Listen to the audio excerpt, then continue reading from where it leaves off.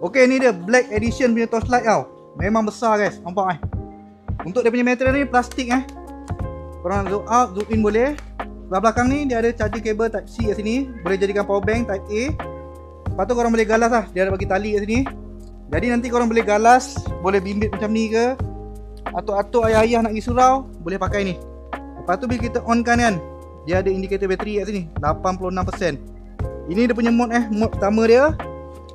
Mode kedua dia slow. Mode 3 dia paling slow. Mode keempat dia blinking. Memang cantik Sekarang pokok ni gelap kan, tak nampak dia punya daun Kita cuba suluh nampak memang cerah guys. Okey, siap nampak ada buah tu, tak masak lagi.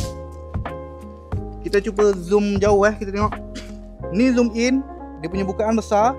Kita cuba zoom out nampak bumbung rumah sana tu sampai memang jauh guys.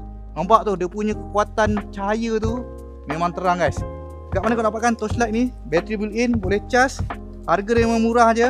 Memang besar saiz ni. Korang boleh tekan link kat bawah.